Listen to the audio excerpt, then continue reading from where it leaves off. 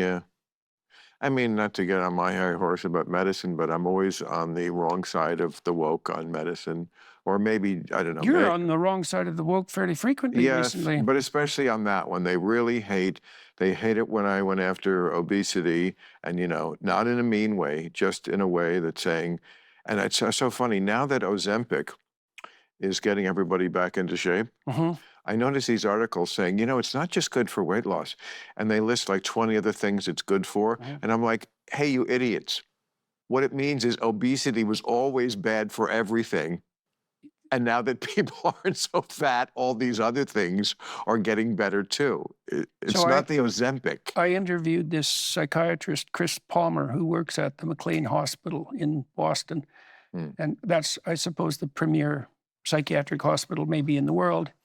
And they're using the carnivore diet to treat schizophrenia, manic depressive disorder, and endogenous depression. So depression That's without a all cause. meat. It's all meat, yeah. That's what you used. Yeah. And he's had remarkable success with it. And this is really something, right? Because those are very intractable conditions, especially schizophrenia. And I never did think that they were like psychological in origin. They're so serious that it's very difficult to shake the suspicion that something has just gone seriously wrong, like physically, physiologically. And anyways, they're Yeah. having, I think he told me that they're running 50 different studies examining the effect of diet on these serious mental disorders. So that's very exciting to watch. And again, this is one of those things, meat, that really shouldn't even have a political dimension because it's just science and the science is out.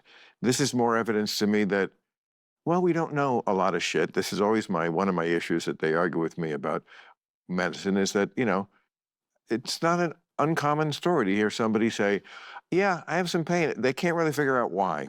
They can't figure out a lot. It's not an indictment. It's just that's the century we're living in where they just still can't figure out a lot. Yeah, well, people turn out to be complicated.